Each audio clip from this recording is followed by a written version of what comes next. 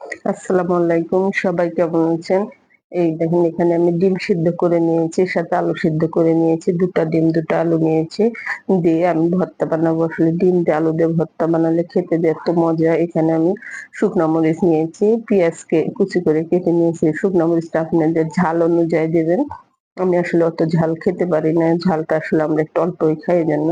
এভাবে সুন্দর করে আমি বাটনার উপর রেখে এটা পেঁয়াজ আর মরিচটা মিশিয়ে নিয়ে এখানে আমি আলুগুলো আগে এভাবে ডলে নেব। এই যে দেখুন, এভাবে একসাথে আসলে ভর্তা বানিয়ে খেলে যে অনেক মজা লাগে। ভর্তাটা অনেক সময় আমরা কিন্তু অনেক ব্যস্ত থাকি। ব্যস্ততার কারণে আমরা দেখা যায় স্বল্প সময়ের জন্য কি করা যায়, তখন কিন্তু এই ভর্তাটা বানিয়ে কিন্তু আমরা এটা দিয়ে কিন্তু আমরা পেট ভরে ভাত খেতে পারবো। আর এই ভর্তাটা যে খেতে যে এত মজা হয়, আপনারাও একবার বানালেন। আর যারা খেয়েছেন তারা তো জানেন, আর যারা খাননি তারা তো বুঝতে পারবেন যে খেলে একবার এই ভর্তাটা যে কত মজাদার।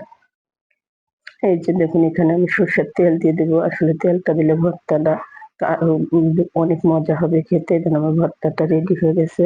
আপনারা এভাবে একবার ট্রাই করে দেখবেন। আর আপনাদের কাছে যদি আমার এই ভিডিওটি ভালো লাগে, আপনারা আমাকে একটা লাইক দিয়ে দেবেন। ধন্যবাদ সবাইকে।